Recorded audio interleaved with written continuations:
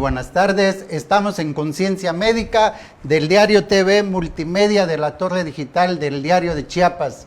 Hoy 26 de abril, 5 de la tarde, traemos un tema importantísimo para usted que pensábamos nosotros que ya estaba un poco olvidado este padecimiento. Veamos la siguiente cápsula.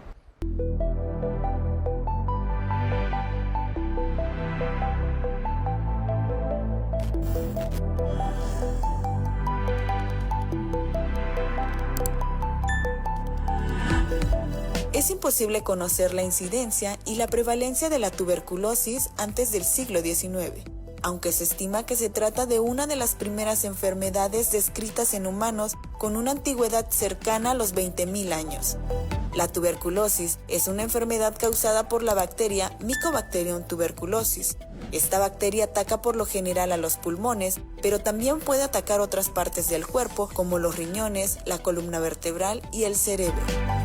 Se contagia por tener contacto con las gotitas de saliva de una persona ya enferma. Las formas graves de tuberculosis se pueden prevenir con la vacuna BCG. Los síntomas de tuberculosis son tos persistente, fiebre, pérdida de peso y fatiga. La tuberculosis pulmonar es una enfermedad infecciosa que se puede prevenir y curar si se trata de manera oportuna. Hoy en Conciencia Médica te invitamos a conocer más sobre esta enfermedad y así poder actuar con conocimiento para prevenir un contagio. Acompáñanos. Soy el doctor Humberto Hernández Rojas de Clínica Maternidad Santa Cecilia y hoy tenemos un tema importantísimo, pero les recuerdo que el día de ayer celebramos el santo patrono de la capital de Tuxtla Gutiérrez, Chiapas, San Marcos, una de las festividades más antiguas de la capital y de todo el estado, que es la combinación de los zoques con las tradiciones y culturas españolas. En 1560 se inició la construcción de la Catedral de San Marcos aquí en la capital. Desgraciadamente se ha ido perdiendo las tradiciones, las ensartas que vemos ahí de la flor de mayo, las chapanecas o las bailarinas zoques, las enramadas o el somé que le llamamos tradicionalmente. Como nos arreglaron el Zócalo o el Parque Central, quitaron los juegos mecánicos, quedando única y exclusivamente las vendimias, las famosas coletas con su venta de juguetes, dulces, los jocotes y el nanchi. ¿Verdad, mi queridísimo amigo doctor Jorge Cisneros? Muchas gracias. Las tradiciones se nos están perdiendo, pero pues seguiremos batallando. Hay algo muy importante. Desde 1996, los sacerdotes o el obispo del estado dijo que se quitaba la venta de bebidas alcohólicas durante todo el evento, que se convirtió después religioso, cultural y deportivo. Qué bueno, eso es muy bueno, la verdad. Soy el doctor Jorge Cisneros, médico nuclear de Clínica Numedics, y gracias por acompañarnos aquí en Conciencia Médica. Y esto que presentas de las festividades y conmemorar, y nos da alientos y nos recuerda también recuerdos, alientos, esperanzas, es parte de la salud y de nuestras tradiciones, y ver también con eso de qué nos enfermábamos, todo lo que había en esas épocas, y ahora ya nos enfermamos de ello, como el tema que vamos a tocar hoy con nuestro invitado de lujo, el doctor Luis Alfonso Astudillo Reyes, médico cirujano para la Universidad Autónoma de Chiapas. Así es. La glorífica Universidad Autónoma de Chiapas, ¿verdad? Orgullosamente una La chica. escuela y actualmente facultad de medicina. Así es. Él es especialista en neumología por la Universidad de Ciencias Médicas de La Habana, Cuba. Doctor Astudillo, muchas gracias por acompañarnos con este tema de gran relevancia que, como dice el doctor Hernández, lo teníamos ahí como medio olvidado, no sabíamos que existe, muchas personas, celebridades han muerto de ello. Sí, sin duda, pues bueno, de antemano agradecer la invitación, es un placer para mí estar aquí esta tarde con ustedes. Pues bueno, como dicen, pues un tema siempre un tanto controvertido, muchas situaciones ahí de que hay alrededor de esta enfermedad, pero bueno, pues ojalá que podamos el día de hoy pues dar una visión un poquito general, aclarar algunas dudas, sobre todo quitar un poco de los mitos que hay alrededor de esta enfermedad también, ¿no? ¿Desde cuándo se conoce la tuberculosis para ir llegando a nuestra época?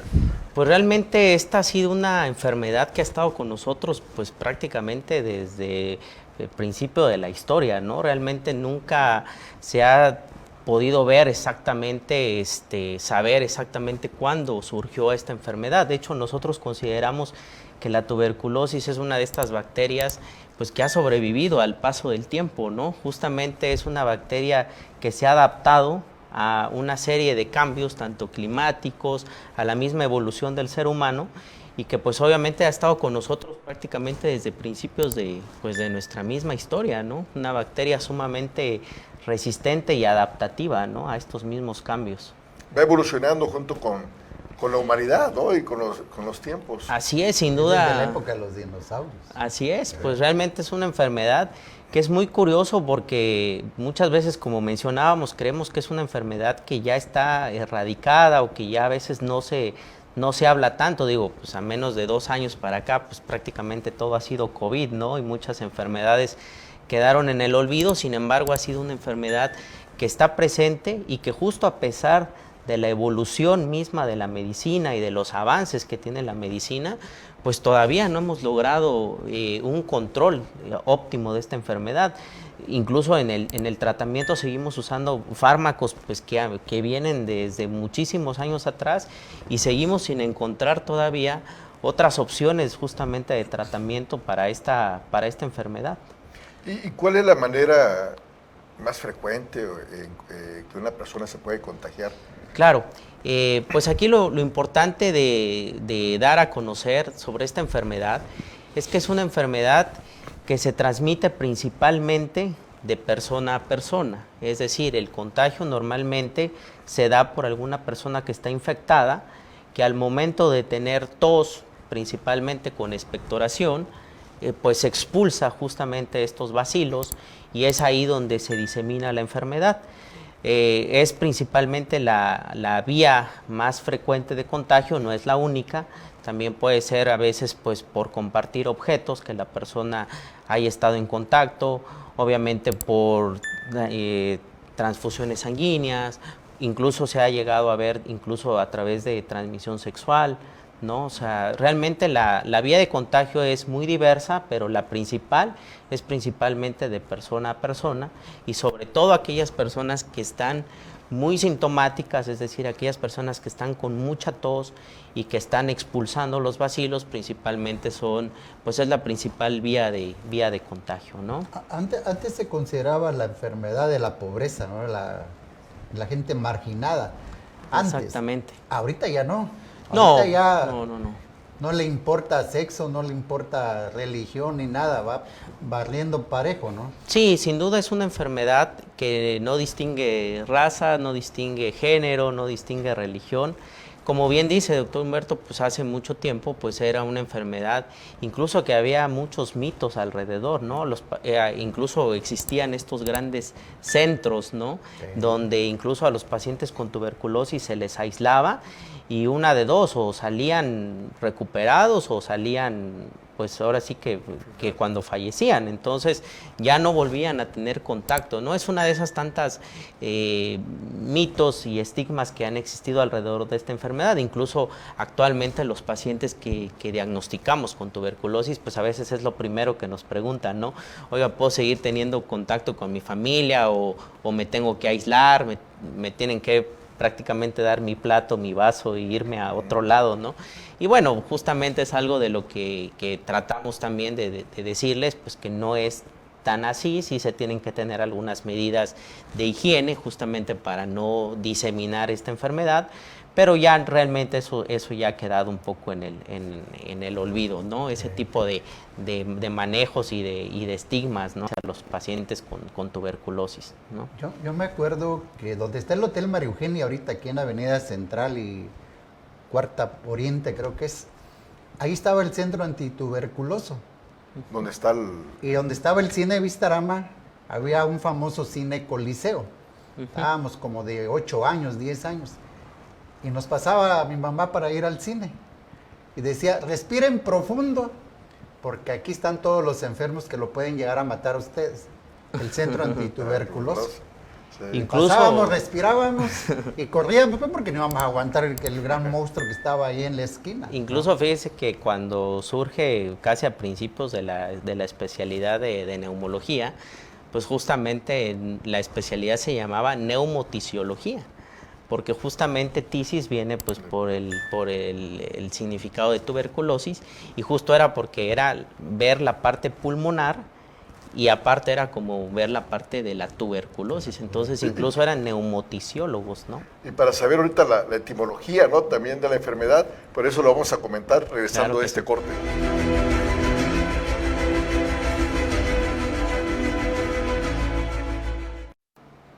Estamos en Conciencia Médica y usted que acaba de entrar a ver el programa, se lo agradecemos mucho. Estamos hablando sobre el tema de tuberculosis pulmonar, un tema importantísimo que bien decíamos que ya lo teníamos olvidado. Nos fuimos abocando y fuimos buscando las incidencias que existen en la República y a nivel mundial y nos encontramos con la sorpresa, ¿verdad, doctor?, que persiste todavía el padecimiento a nivel nacional. ¿Y qué creen? Que dentro de los principales, ahora sí, productores de tuberculosis, tenemos a Veracruz, al estado de Chiapas. Y dentro del estado de Chiapas tenemos a Tuxtla Gutiérrez y Tapachula. Pero antes de continuar, vamos a disfrutar, doctor, Claro que sí. un sabroso café, de café Salud, Chiapas salud. Street Black, de la Sierra de Montecristo, allá por Jaltenango, Chiapas. Está rico, ¿eh? Muy bueno. Bueno, Sin esto duda. nos da energía Sí, para que continuemos adelante. Continuemos. Pues bueno, básicamente ahorita de lo que estábamos platicando ahorita fuera del aire, pues hacer mención, ¿no?, de que la tuberculosis principalmente es una enfermedad que va a atacar el pulmón. Por eso generalmente casi siempre hacemos énfasis en tuberculosis pulmonar. Sin embargo, es importante mencionar que no solo afecta a los pulmones, es una enfermedad que puede afectar a muchos otros órganos. Digo, puede haber tuberculosis meningia, tuberculosis miliar, tuberculosis renal, tuberculosis genitourinaria, ósea, o sea, prácticamente no hay un órgano que se salve de que pueda haberse afectado por la tuberculosis. Claro, la vía de entrada generalmente es la vía respiratoria y de ahí se disemina o se distribuye, ya sea por la sangre o por los vasos linfáticos, hacia otros órganos, ¿no? Pero generalmente siempre la vía de entrada va a ser respiratoria, ya sea que se quede ahí, que nuestro mismo sistema inmunológico, nuestras defensas, logren limitar el daño y que se quede únicamente en el pulmón, o que muchas veces si nuestras defensas no son lo suficientemente adecuadas, pues la enfermedad se puede diseminar a otros órganos, ¿no?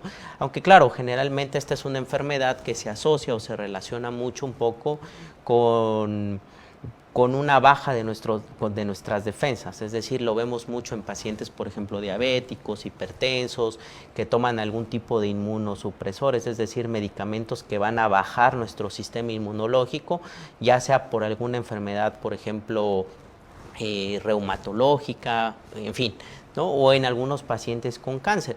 Claro, también es muy importante mencionar que esta enfermedad tiene una alta incidencia, sobre todo en pacientes jóvenes, se relaciona mucho con lo que es el VIH, ¿no?, sobre todo en pacientes jóvenes. Ya en pacientes adultos, pues ya es menos la asociación.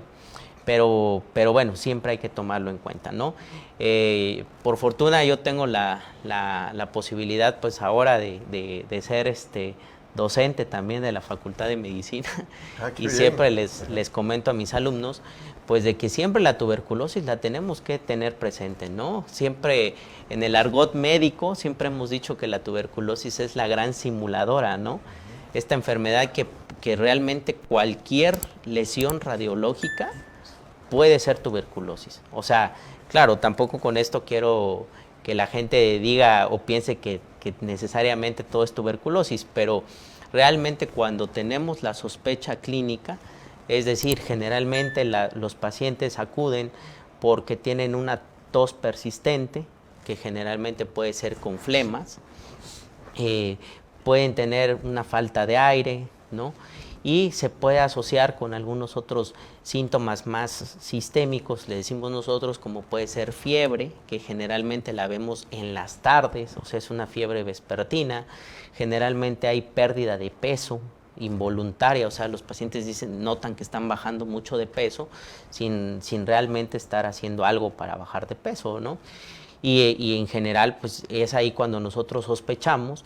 Por eso es que normalmente decimos que pacientes o personas que tengan síntomas respiratorios más de 21 días, o sea, de falta de aire, tos con expectoración, dolor en el tórax, que eso pues a veces es muy relativo, porque a veces pueden ser dolor de otro tipo, pero bueno, generalmente ya más de 21 días, incluso a veces que no responden a los tratamientos, ¿no? Que ya les dieron algún antibiótico o algo y no responden, pues es ahí donde ya estaríamos obligados realmente a descartar que no vaya a haber algo más, ¿no? Ese dato es importantísimo, ¿no? Decirle a los nuevos médicos, porque como ya es un padecimiento que ya está quedando supuestamente atrás, ¿no? Sí, sí, sí.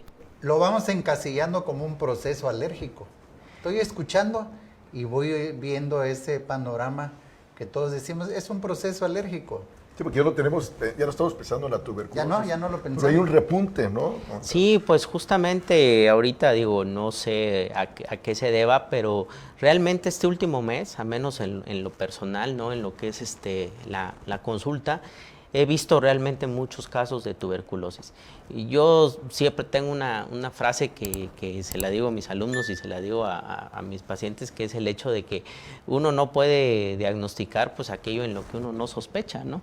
Entonces, claro, si yo no tengo en mente que esta enfermedad existe y que sigue vigente, porque como bien mencionaba el doctor Humberto hace un momento, pues desafortunadamente Chiapas sigue siendo un estado endémico de tuberculosis.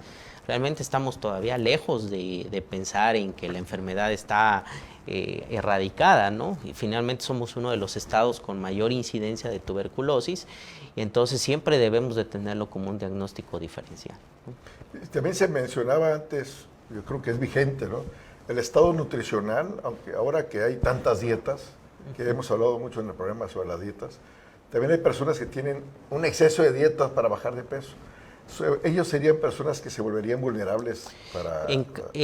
Quizás no para adquirir como tal la enfermedad, pero sí en caso de que llegaran a tener algún tipo de contagio, pues sí realmente serían más susceptibles a que pudieran tener más complicaciones derivadas de la enfermedad, ¿no?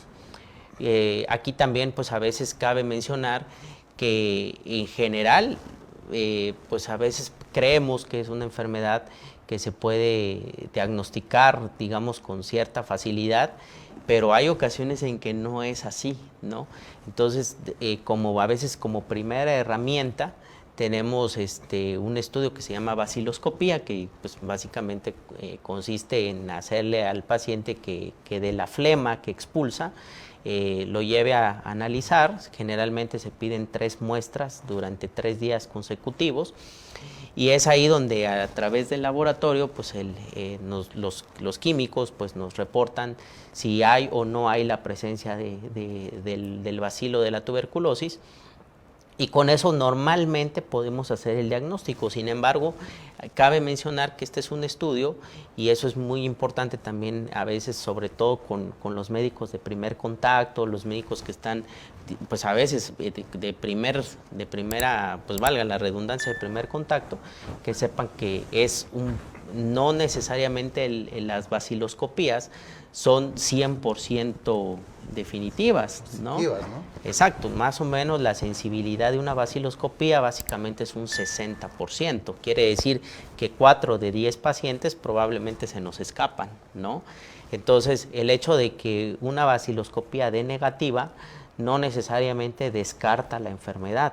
Claro, a nivel, por ejemplo, de cuando referimos a los pacientes a los centros de salud para que reciban su tratamiento, pues los centros de salud sí nos exigen que tengamos un estudio que demuestre la presencia del bacilo. A veces, en ocasiones, no es posible demostrar como tal en un estudio microbiológico que la presencia del bacilo.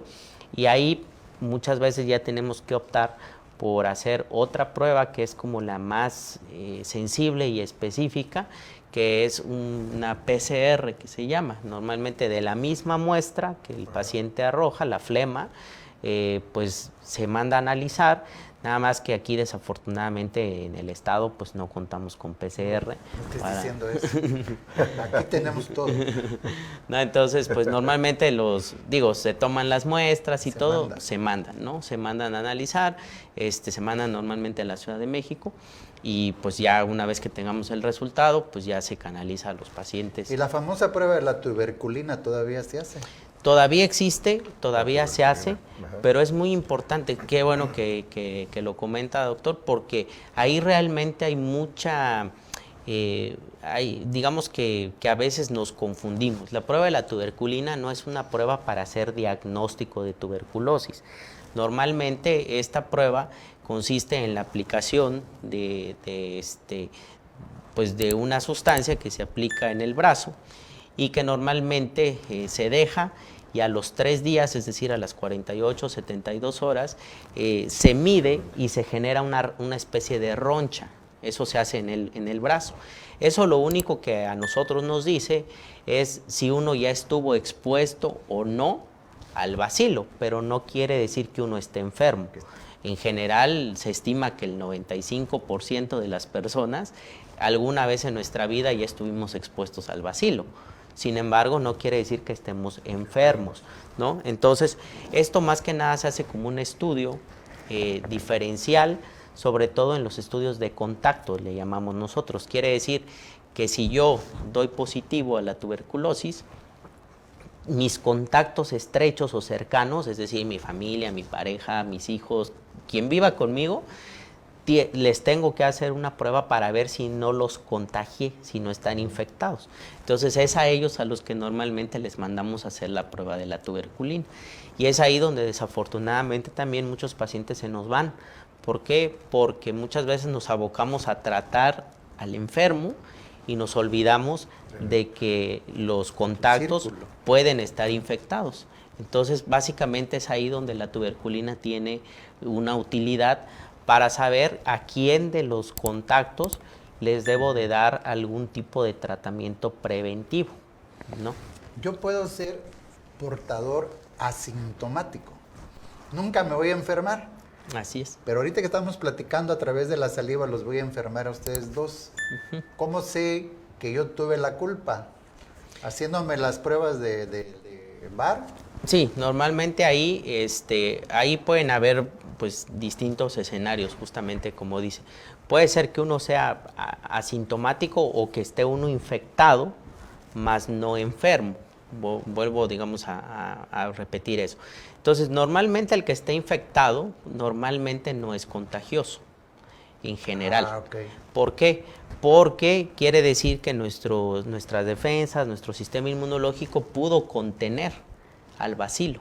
O sea, el bacilo llegó, entró a mi organismo, pero mis defensas y mi sistema inmunológico lo contuvo y lo tiene ahí en un estado latente o de dormido, diríamos, ¿no? Dormido, exactamente. Entonces, es ahí también donde a veces muchas personas me dicen, oiga, doctor, pero ¿cómo es posible que tenga tuberculosis?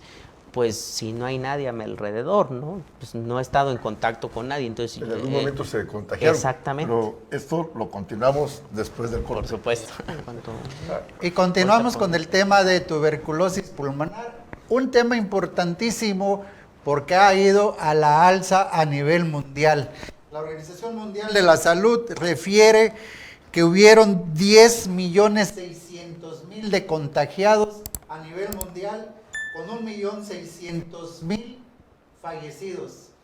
Y dentro de la República, como comentaba aquí el doctor, en el 2022 hubieron 28.000 casos y en el 2020 16.617 casos, siendo dentro de la gente productiva, que es de las 24 a los 50 años de edad y con prevalencia más en el hombre.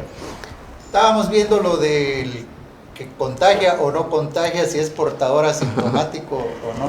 Así es, pues como mencionábamos antes de irnos al corte, pues es muy importante hacer esa diferencia, ¿no? Porque sí, muchos pacientes obviamente se asustan, se espantan en el momento en el que uno les dice que tienen tuberculosis, pues claro que pues es una noticia que a veces los impacta, pues por mucho que hay alrededor, ¿no? Sin embargo, pues como mencionábamos antes, es muy importante aclarar que una persona no necesariamente se tiene que contagiar 2 o 3 días antes, ¿no? Una persona puede ser que se haya contagiado incluso hasta de la infancia, pero claro, el sistema inmunológico, nuestras defensas estaban en plenitud y pues digamos que se contuvo la enfermedad, y cuando esa situación cambia, ya sea porque pues ya estamos más grandes por la edad, porque si ya es uno diabético, porque si tiene alguna enfermedad asociada, la enfermedad entonces se manifiesta. Entonces no quiere decir necesariamente que sea de un contagio que haya pasado la semana pasada, ¿no? Eso pudo haber sido incluso de años atrás, y entonces pues no podemos tener justamente a veces esa certeza de en qué momento la persona se contagió o quién fue el que contagió, porque pudo haber sido algo que estuviera de mucho tiempo atrás. O sea, la bacteria está en nuestro cuerpo. Si yo adquirí en algún momento, no sé, en la infancia, esta bacteria, y ahora a mi edad se me puede manifestar. Todos esos años esa bacteria estuvo alojada y viviendo. Así es.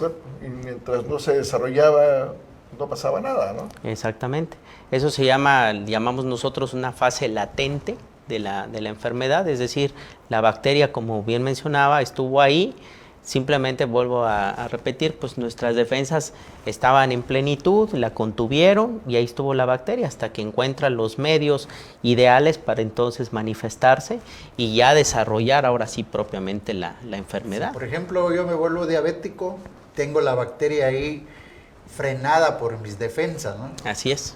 Al volverme diabético bajan mis defensas y aparece como una complicación dentro de mi mismo Así es padecimiento cuando ya los pacientes pues pueden empezar a tener síntomas como los que mencionábamos: falta de aire, tos con expectoración principalmente, la fiebre, la pérdida de peso, y algo muy importante y que también es un síntoma bastante frecuente en la tuberculosis es la presencia de la expectoración con sangre, ¿no? Que le llamamos hemoptisis. Entonces muchas veces es el motivo principal de consulta, ¿no? Justamente los pacientes ya acuden porque dicen estoy expectorando sangre, y es cuando pues ya se alarman, ¿no? Porque entonces pues ¿qué está pasando, no? También algunos tumores pueden iniciar con sangre, ¿verdad? Así es siempre un diagnóstico diferencial que tenemos que hacer. Cuando un paciente llega con sangrado, con expectoración con sangre, siempre pues lo primero que tenemos que pensar es tuberculosis versus algún tumor pulmonar, ¿no? Y hay formas, ¿no? Hay imágenes, trae usted imágenes, ¿verdad? Sí, pues justamente traíamos unas imágenes, son ya de pacientes que desafortunadamente son los que no quisiéramos ver, ¿no? Ahí en la imagen que estamos viendo en la pantalla es una imagen de una tomografía, pues que es un estudio prácticamente el mejor para valorar la cuestión pulmonar.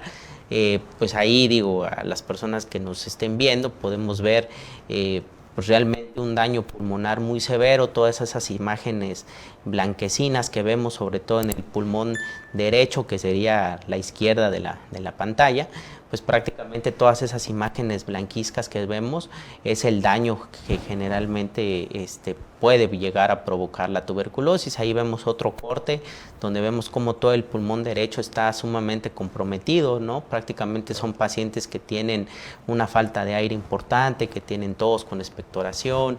Entonces justamente todas esas lesiones que vemos ahí en la imagen es justamente lo que puede provocar la expectoración con sangre en los pacientes. Desafortunadamente son los pacientes que no quisiéramos tener, claro, porque son pacientes ya complicados, son pacientes que desafortunadamente son en la mayoría de los casos pacientes ya multitratados, es decir, que ya acudieron a veces con un médico, con otro y antibiótico, y pues no mejoran, ¿no? Ahí vemos otro paciente donde vemos pues una destrucción del pulmón sumamente importante, ¿no? En este caso de ambos pulmones, ¿no? ¿Podríamos confundirlo con las lesiones del COVID?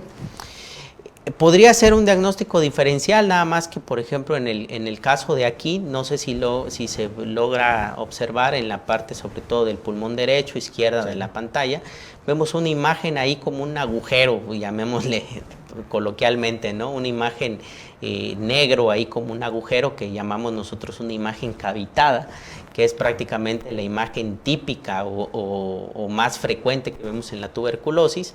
Entonces, pudiera llegar a ser un diagnóstico diferencial con algunas secuelas por COVID, pero normalmente estas pues suelen ser de otro tipo, un poquito diferentes, llamémosle. Entonces, en algún momento nos podríamos plantear como diagnóstico diferencial, pero sí a veces estas imágenes cavitadas, lo primero que nos tienen que hacer pensar pues, es en una tuberculosis, ¿no? Pacientes con... mira, ahí veíamos un video, es igual una tomografía. Ahí vemos cómo empiezan a aparecer los pulmones, vemos cómo prácticamente el pulmón del lado derecho prácticamente está totalmente destruido. Ahorita lo vamos a ver. Ahí vemos cómo hay un daño sumamente importante. Todas esas imágenes o esas rayas blanquizcas que aparecen por ahí es de todo el daño que existe. Entonces, digo, ojalá que estos pacientes no llegaran con nosotros, digo, porque pues la intención de esto sería poderlos diagnosticar de una manera temprana, de una manera precoz y justamente empezar el tratamiento, que es algo importante, ¿no? Hoy en día ya no es como se creía antes, que los pacientes pues prácticamente se les decía tuberculosis y era casi una sentencia de muerte. Hoy en día no, hoy en día con el tratamiento estandarizado que tenemos se logran porcentajes de curación por arriba del 90%, quiere decir que prácticamente 9 de cada 10 pacientes se curan. Claro que es muy cierto que, por ejemplo, este tipo de pacientes con las imágenes que vimos ahorita, aunque se curen de la enfermedad, pues con todo ese daño pulmonar, pues seguramente van a quedar con muchas secuelas, desafortunadamente, aunque ya no exista la bacteria, ¿no? Aunque ya la bacteria se haya erradicado. Y es justamente los que no quisiéramos ver, porque pues justamente ya no va a ser el problema ya la tuberculosis, sino las secuelas que les van a quedar por la tuberculosis. Y realmente hoy en día con el tratamiento, vuelvo a repetir, estandarizado, pues las tasas de curación son por arriba del 90%, es decir, ya no deberíamos estar viendo este tipo de complicaciones si iniciáramos un tratamiento de manera oportuna. Por ejemplo, ya le dimos el tratamiento, quedó muy dañado el pulmón, digamos, se hizo piedra, ¿no? Ya no entra el aire.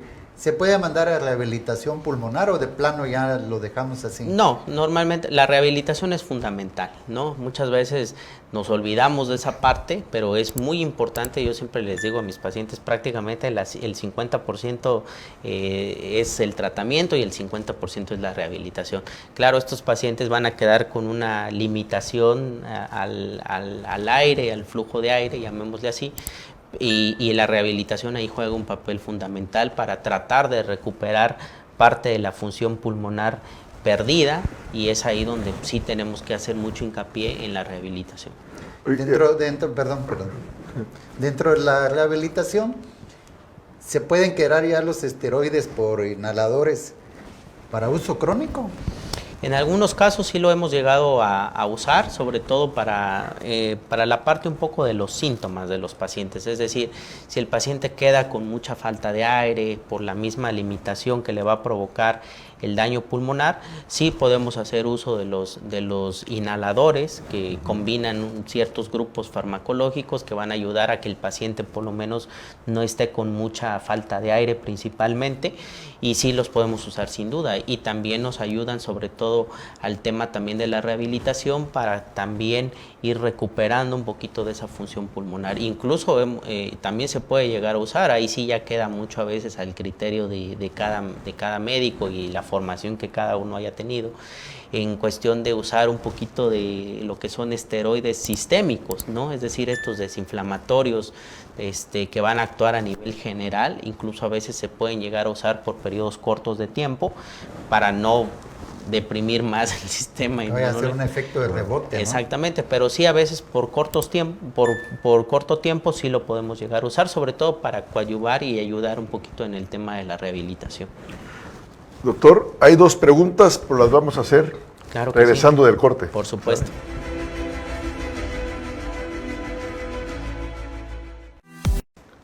Gracias por continuar con nosotros con este tema bien importante y que además es una enfermedad que está repuntando nuevamente en nuestra entidad y en todo el mundo.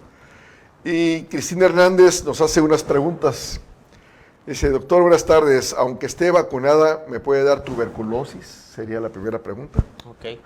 Sí, realmente la vacuna es muy importante, mencionar, la vacuna nos la ponen prácticamente al nacimiento, es una vacuna que se llama BCG, que a todos nos la ponen cuando nacemos.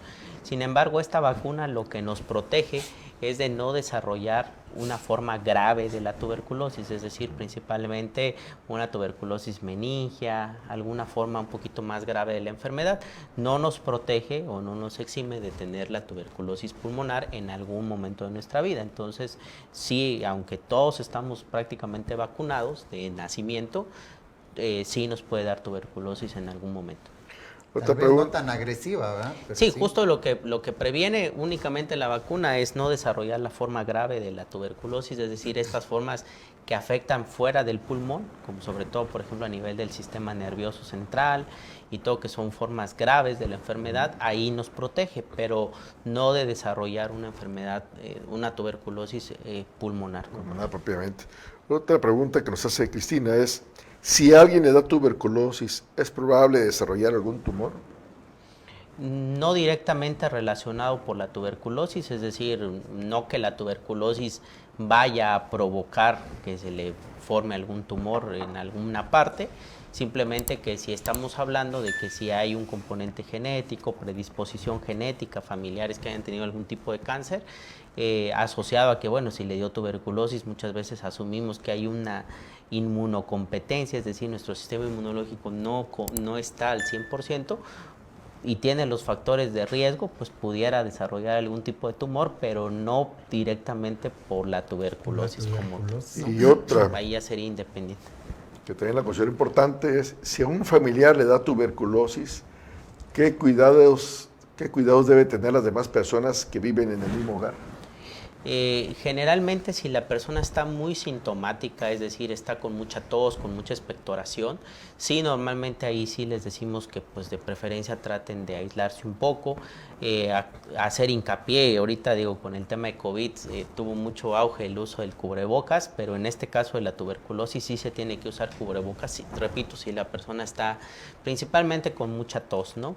Si no es el caso, pues bueno, tratar de aislarse. Esto yo a veces le digo, si a la persona le da confianza tener como su plato, su vaso aparte, pues si a la persona le da confianza, que lo haga. En general, pues de todas maneras se tienen que lavar los trastes, se tienen que desinfectar y básicamente es eso, ¿no? Sí, guardar cierto aislamiento. Normalmente cuando se inicia el tratamiento ya específico, muchas veces se sabe que normalmente a la segunda semana, muchas veces la persona probablemente ya no sea contagiosa, porque es cuando ya se logran matar la mayor cantidad de bacilos, ¿no? Y ya la persona ya no es tan contagiosa después de 2 o 3 semanas de iniciar el tratamiento. Entonces sería como ese periodo de 2 a 3 semanas iniciales cuando sí se deberían de tener ciertos cuidados de no exponerse, sobre todo si hay gente que sea vulnerable. Es decir, lo que ya hemos comentado, diabéticos, hipertensos, si alguien está con tuberculosis, pues sí, mejor tratar de aislarse, de guardar un poquito la distancia para no exponer a otras personas, ¿no? Si fuera el caso, pero normalmente es ese periodo de tiempo de 15 a 3 semanas donde deberíamos de tener un poquito más de cuidados. Siempre y cuando sea consciente el paciente también, ¿verdad? Claro. Porque hay pacientes que saben que tienen el padecimiento y andan como si nada contagiando a todos los demás. Sí, claro. Siempre hay que hacerles pues mucho énfasis en que es una enfermedad contagiosa y que pues obviamente se deben de tener en cuenta todos estos factores que hemos hablado, pues justamente para no estar diseminando más la enfermedad, porque pues no logramos a veces el control, ¿no? Claro. Y justamente pues ahí también era el tema que hablábamos hace rato de el control de los contactos, que eso desafortunadamente se pierde. Incluso pues yo he visto que a veces incluso a nivel de las áreas correspondientes pues como que no les hacen mucho caso a los familiares, ¿no? Y finalmente también a ellos hay que estudiarlos, también a ellos en algunas ocasiones hay que darles algún tipo de tratamiento no con todos los fármacos que usamos ya como tal cuando alguien está con la enfermedad, pero sí se llega a usar algunos fármacos que se llaman quimioprofilaxis, o sea, quiere decir que es como preventivo en aquellos que yo ya sé que lo tienen, ¿no? Por ejemplo, recientemente tuve el caso de un paciente que igual llega, los había yo canalizado al área correspondiente y pues a los familiares no les hicieron mucho caso, ¿no? Entonces yo les dije, bueno, ustedes vayan y háganse su estudio, ¿no? De manera pues ya independiente, y 2 de ellos dieron positivo, repito, no a que estuvieran enfermos, simplemente que estaban contagiados, o sea, infectados, y pues con ellos sí tomamos un poquito también de conducta, de darles algún fármaco, pero bueno, también es importante que no solo es al enfermo, también el estudio de controles, ¿no? El darle los tratamientos a personas, por ejemplo, a diestra y siniestra, por decir de una manera, ¿no? Es que tiene y no le hice los estudios adecuados, preventivos, y le doy tratamiento y puede ser que sí, ¿no? O a lo mejor estaba medio sintomático, nada más pierde de peso y medio se arregla, medio se compone y ahí sigue un tratamiento y luego lo abandona. El bacilo agarra resistencia, ¿verdad? Así es. Si no hay un buen manejo. En principio, de por sí, el tratamiento de la tuberculosis es un tratamiento largo, ¿no? Por eso también mucha gente se cansa, lo deja, ¿no? En el sentido estricto, por eso tratamos de referir a los pacientes a los centros de salud, porque hay algo que se llama tratamiento acortado, estrictamente supervisado, donde teóricamente la persona debería acudir todos los días a su centro de salud para que el personal de salud le entregue sus medicamentos, los tome prácticamente delante del médico, de la enfermera, para garantizar el cumplimiento del tratamiento. Sin embargo, eso pues a veces no sucede así, ¿no? Entonces es ahí donde, como es un tratamiento que normalmente dura 6 meses, pues muchos pacientes a los 2-3 meses ya lo están dejando porque ya se aburrieron, ya les dio flojera tomar el medicamento. Claro, son 4 fármacos que van a tener altas probabilidades de efectos secundarios, van a tener también altas probabilidades de toxicidad, sobre todo en hígado, etcétera, etcétera. Entonces, no es tan fácil nada más decir, tómate el medicamento y ya. Realmente deberíamos de tener la certeza al 100% de que la persona realmente tiene la tuberculosis para iniciar el tratamiento, porque no es como otro fármaco, no es como tómate un paracetamol y ya, ¿no? O tómate quizás a veces el antibiótico, que tampoco debería de ser, pero pues a veces, bueno, si no era infeccioso, pues bueno, no va a pasar mucho. Pero en el tratamiento de la tuberculosis sí, porque justamente hacemos más resistente el bacilo, y cuando realmente ya queremos dar un tratamiento, pues ya resulta que el bacilo ya es resistente a esa primera línea de tratamiento. Y a diferencia de otros esquemas, de otras enfermedades, este tratamiento con el que iniciamos es el tratamiento más efectivo que hay.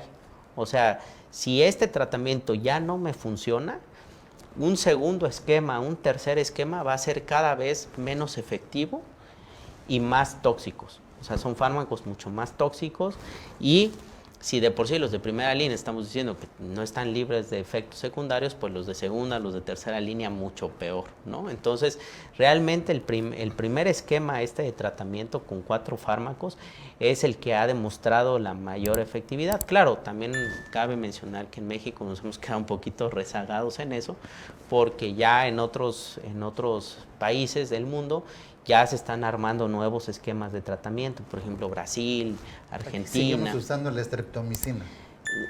No de primera línea, pero sí está como dentro de una posibilidad. Aquí básicamente pues es rifampicina, isoniazida, etambutol, ¿no? y streptomicina. Pero ya por ejemplo en Brasil, en Argentina, en países de Europa, pues ya están ideando nuevos esquemas de tratamiento mucho más cortos, justamente por esto que hablábamos de que 6 meses luego el paciente... Antes era más de un año, ¿no? Sí. Doctor, el tiempo se está yendo rapidísimo y hay una pregunta más. Sí. Tenemos 1 minuto y medio Adelante, para despedirnos y contestar la pregunta de Elvia May. Dice, ¿qué tan alta es la prevalencia en Chiapas? Y tengo una también, la mortalidad también, de acuerdo a tu experiencia, aparte de las estadísticas. Sí, afortunadamente la mortalidad ya se ha disminuido mucho por lo que hablábamos de los tratamientos. Ya prácticamente hoy en día quizás ver que un paciente fallezca de tuberculosis, quizás ya no lo vemos tan a menudo. Sí las secuelas, ¿no? Eso sí está presente, ¿no?